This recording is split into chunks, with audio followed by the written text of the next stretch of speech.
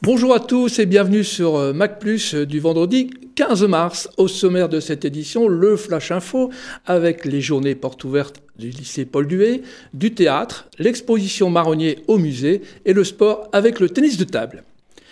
Le rendez-vous découverte avec les week-ends des espaces souterrains et nos invités, mais tout de suite, le Flash Info. On commence tout de suite ce Flash Info par un rappel. Tout le week-end et jusqu'à lundi soir, l'abbaye de Vaucelles vous accueille pour la 23e exposition internationale des orchidées. Un spectacle haut en couleur à ne pas manquer. De même pour les amateurs de rock, le Betis Fest ouvre ses portes pour 3 jours au Palais des Grottes. Un programme exceptionnel cette année avec en guest star les Vampaz. 3 jours de fête jusqu'au bout de la nuit. Dans un tout autre domaine, pour les parents comme pour les élèves, la journée portes ouvertes à la cité scolaire Paul Duhet et Louise de Pétigny de Cambrai aura lieu demain samedi de 9h à 12h et de 14h à 16h. Le lycée, le collège et le lycée professionnel seront ouverts pour découvrir les formations dispensées, les installations et les activités périscolaires.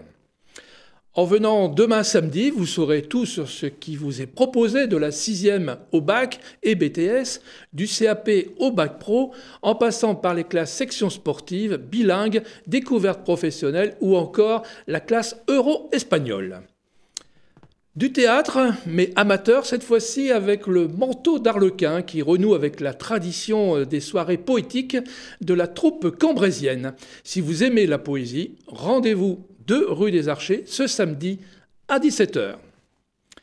À suivre un concert avec la chorale Tempo le 17 mars à 16h au théâtre de Cambrai. Prix d'entrée 7 € et 3 € pour les enfants au profit des Restos du Cœur. C'est un concert au profit des Restos du Cœur et ça fait 20 ans que Tempo chante pour les Restos du Cœur. Et nous avons pu transmettre en ces 20 ans la somme de plus de 24 000 €. Donc nous sommes assez fiers et nous espérons que le public va nous suivre cette année encore. Au théâtre de Cambrai, j'ai dit le 17 mars, voilà, rendez-vous pour une belle action et en même temps une belle après-midi en chanson. Concert toujours avec un concert donc exceptionnel d'Alexandre Tarot à Caudry en avant-première du festival Juventus et surtout pour fêter le printemps. Au programme Grieg, Schumann et Beethoven. Tarif unique pour ce concert, 20 € en vente dans les offices de tourisme de Cambrai et de Caudry ou sur place au théâtre de Caudry. Enfin, au musée de Cambrai, à partir de demain, samedi donc 16 mars jusqu'au 26 mai, une nouvelle exposition autour de marronniers, peintres régionaux de la Belle Époque. Le Nord-Pas-de-Calais a connu en effet l'éclosion à la fin du XIXe siècle d'une école marquée par l'influence du réalisme, de Jules Breton et de l'impressionnisme. Marronnier fut l'un des adeptes de cette école. Tous donc au musée pour découvrir cette très belle exposition. Sans oublier, mercredi prochain, 20 mars, une conférence à 18h30, toujours au musée, le réalisme après le réalisme, de Courbet à Chuck Close, par le conservateur du musée, Maël Bellec. Et on termine par le sport, à commencer donc par ce samedi à 13h45 et jusqu'à 17h, et dimanche de 8h45 à 13h, compétition de tennis de table, catégorie jeune, salle Ludovic Basquin à Léo-Lagrange. Et enfin, en basket, Cambrai reçoit Gennevilliers, salle Léo-Lagrange, demain soir à 20h, un match très important pour assurer le maintien en National 3. Voilà pour les informations de la semaine. Je laisse de suite à Marine le soin de présenter nos invités sur le thème « Les journées des espaces souterrains ». Bonjour à tous, un numéro spécial cette semaine sur les souterrains de la ville de Cambrai, des reportages mais aussi des invités donc pour nous en parler. Bonjour à vous tous. Bonjour. Donc tout d'abord nous avons Delphine Diotti avec nous qui est donc à l'office de tourisme du Cambrésis. Bonjour. Monsieur Philippe Gontier donc qui fait partie de la ville de Cambrai et donc Guillaumette Lagarde donc du service ville d'art et d'histoire donc de la mairie de Cambrai également. Voilà, donc tout de suite, nous allons donc nous plonger déjà directement en images, donc dans les entrailles de la citadelle. La citadelle, c'est l'autre forteresse de la ville. Donc, c'est une forteresse qui a été construite au XVIe siècle, dans les années 1540, sur le point culminant de la ville qu'on appelle le Mont des Bœufs. Il y avait avant, sur ce Mont des Bœufs, une abbaye dédiée à Saint Géry, donc, qui est le premier évêque de la ville de Cambrai. Et en 1540, Charles Quint s'empare militairement de la ville de Cambrai et pour affirmer son pouvoir, décide de détruire cette abbaye, les maisons qui l'entourent et construit à la place une forteresse. Alors nous ne sommes plus du tout dans le type de forteresse château fort comme le château de Celles, mais ici nous sommes dans un nouveau type de forteresse qu'on appelle les fortifications bastionnées. C'est-à-dire que l'on va chercher ici à construire un quadrilatère, donc des murs, des courtines qui forment un carré. Et à chaque angle de ce carré, on construit un bastion. Un bastion, c'est un ouvrage en forme de flèche qui permet de défendre les points stratégiques de cette citadelle. Donc c'est vraiment un ultime lieu de défense. Lorsque la ville fait l'objet d'un siège, on peut se réfugier dans cette citadelle pour garder la ville. La grande particularité, c'est que comme nous sommes sur le point haut de la ville, les fossés qui entouraient la citadelle ne pouvaient pas être mis en eau. Pour la défendre au mieux, on décide donc de créer des couloirs de circulation à l'intérieur même des courtines de la citadelle. Et c'est dans ces couloirs de circulation que nous sommes actuellement. Nous pouvons voir qu'ils sont en pierre calcaire, la fameuse craie que l'on trouve dans nos sous-sols cambrésiens, et que ces couloirs sont ponctués d'embrasures de tir qui permettaient de tirer à l'arquebuse, qui était l'arme utilisée au XVIe siècle. Cet arquebuse était utilisé avec une poudre, il fallait donc des ouvertures pour dégager la fumée. Donc vous trouvez régulièrement des puits de ventilation au niveau des plafonds. Vous avez aussi des anneaux qui pouvaient servir de main courante pour aider la circulation des soldats. Vous distinguez parfois ici des ouvertures qui permettent d'accéder à des couloirs latéraux qui vont être en briques, ce qui dénote par rapport aux matériaux traditionnels. En fait, ces couloirs ont été ajoutés ultérieurement et ce qui est intéressant, c'est que ça permet de voir la profondeur des murs d'origine, une profondeur très très importante, donc toujours ancrée. Cette grande salle souterraine très impressionnante n'existait pas à l'origine puisqu'elle servait en fait de première porte royale, donc de première porte d'entrée à la citadelle. Un peu moins de 100 années après sa construction, les ingénieurs décident de la déplacer dans un endroit plus stratégique. Et donc ils démontent la porte pierre par pierre et la replacent à l'emplacement actuel, donc au bout du jardin public. Vous êtes donc plongé quelques minutes sous la citadelle de Cambrai. Alors des endroits comme celui-ci, Guillaumette, pour le côté plus historique des choses, il y en a beaucoup à Cambrai à voir sous terre. Tout à fait. C'est vrai que la citadelle de Cambrai, c'est vraiment la partie la plus remarquable puisqu'on peut vraiment faire un voyage sous terre autour de cette ancienne forteresse construite par Charles Quint au milieu du XVIe siècle. Mais il ne faut pas oublier que Cambrai était une ville entourée de remparts. C'était une place forte, une ville frontière, et donc vous aviez non seulement les murailles médiévales, mais au-delà s'étendait toute une série d'ouvrages fortifiés, des demi-lunes, des bastions qui correspondaient à des techniques militaires qui s'étendent du XVIe au XIXe siècle. Et on peut encore découvrir beaucoup de choses. En surface, tout a été arasé, tout a été détruit, mais sous la terre, il reste beaucoup de choses à voir. Beaucoup de patrimoine qui reste sous terre aujourd'hui. Tout à fait. Et donc des sites aussi assez exceptionnels. Par exemple, le château de Celles, en tout cas que vous nous avez fait découvrir exceptionnellement, puisque c'est un site aujourd'hui qui est fermé au public. Alors pourquoi déjà est-ce qu'il est fermé au public ? Oui, le château de Celles, c'est une forteresse, mais cette fois du Moyen-Âge, qui a été construit au milieu du XIIIe siècle. Et c'est vrai qu'il renferme, on va le voir dans le reportage, des graffitis assez exceptionnels. Et ces graffitis font en ce moment l'objet d'une étude très poussée par les archéologues du service régional de l'archéologie, en lien avec la direction régionale des affaires culturelles. Et c'est pourquoi ce site va être fermé le temps de l'étude, donc fermé au public.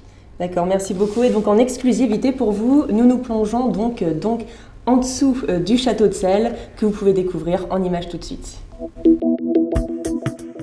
Nous sommes ici dans les sous-sols, dans les souterrains du château de Celles. Le château de Celles, c'est une forteresse, un château fort qui a été construit par les comtes-évêques de Cambrai, donc les personnages qui dirigeaient notre ville au milieu du XIIIe siècle. La particularité de cette forteresse, c'est qu'elle a servi non seulement de défense pour le comte-évêque, mais aussi de prison. Donc dans ces sous-sols, ici au niveau de cette tour, mais également dans les couloirs de circulation qu'on appelle gaines entre les tours, vous avez de nombreux graffitis qui y sont sculptés. Ils ont été sculptés par les prisonniers qui sont restés là, donc plus ou moins longtemps, dans une pierre très tendre, ici qu'on appelle de la craie. On trouve beaucoup de motifs religieux en lien avec l'appartenance au comte-évêque. Vous avez ainsi un beau Saint-Georges, terrassant un dragon. Vous avez aussi un Saint-Laurent qui est en train de subir son martyre, c'est-à-dire de brûler tout doucement sur une grille. Vous avez des motifs d'ordre militaire, par exemple un hallebardier. Et vous avez aussi d'autres motifs, des inscriptions, des dates, des blasons, voilà, qui rappellent les diverses provenances des prisonniers. Pour terminer ce panorama donc sur les galeries militaires, nous passons maintenant aux carrières avec Philippe Gantier pour nous en parler. Bonjour. Bonjour, rebonjour. Alors effectivement, les carrières souterraines constituent l'essentiel des souterrains de Cambrai. Plus de 300 km de galeries courent sous la commune, à des profondeurs qui varient de 8 à 30 mètres environ. Et ce sont ces galeries qui souvent stimulent l'imaginaire collectif avec tout un tas de légendes, comme celle du lac qui se trouve sous la Grand Place. Beaucoup de galeries aujourd'hui à visiter? Beaucoup de galeries à visiter, certaines toute l'année, comme sous la place du marché, et d'autres, et Delphine nous en parlera, à l'occasion du week-end Cambrai souterrain qui va se dérouler prochainement. Quelques-unes de ces galeries constituent un patrimoine véritablement exceptionnel, et d'ailleurs, Marine, nous avons eu l'occasion d'en découvrir une en particulier. Tout à fait, et nous regardons cela tout de suite en images. Eh bien, actuellement, nous sommes situés à 16 mètres de profondeur, sous un établissement que beaucoup d'habitants de la ville connaissent, le cinéma Le Palace, mais les spectateurs qui sont dans les salles n'imaginent jamais ce qui se passe 16 mètres sous terre. Ici comme ailleurs, nous sommes dans une ancienne carrière souterraine de pierre blanche qui a été creusée durant la période médiévale. Sous la ville, plus de 320 km de galeries sont présentes.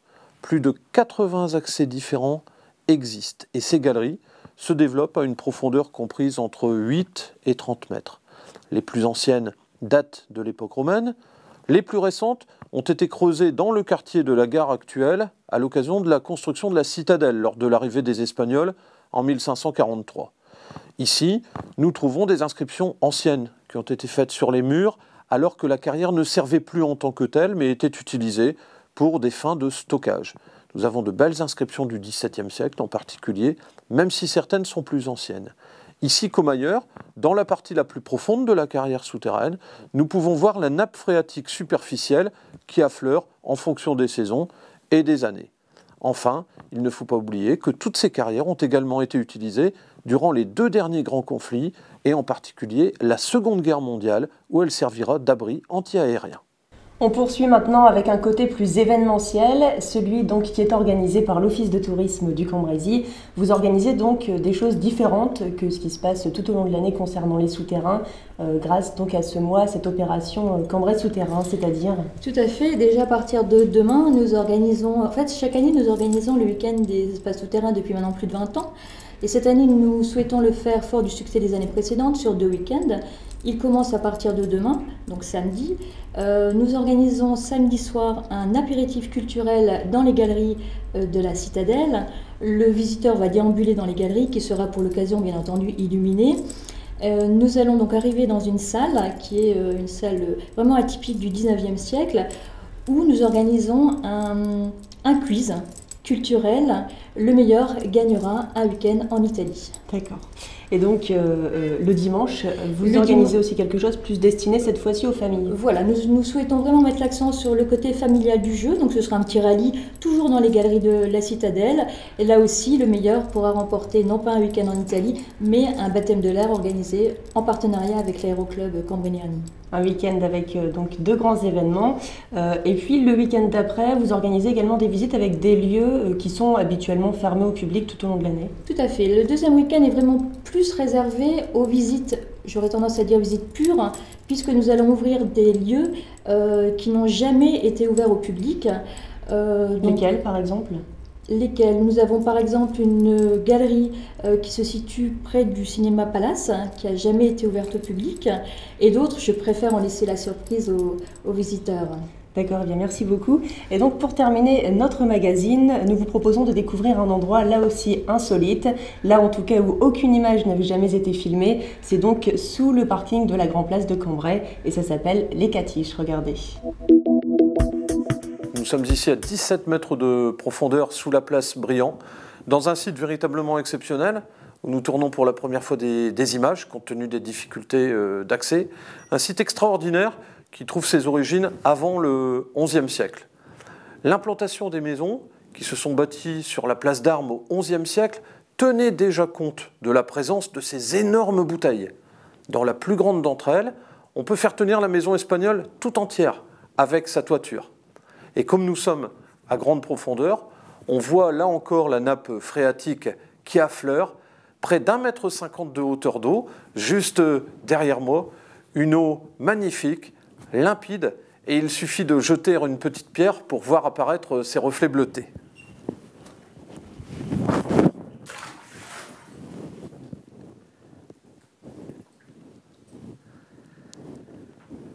Alors effectivement, cette fois nous nous sommes enfoncés sous les profondeurs de la place Briand. On n'entend plus rien du monde extérieur.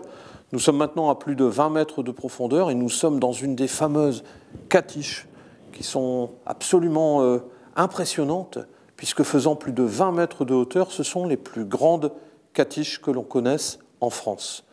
Elles n'ont jamais été très fréquentées.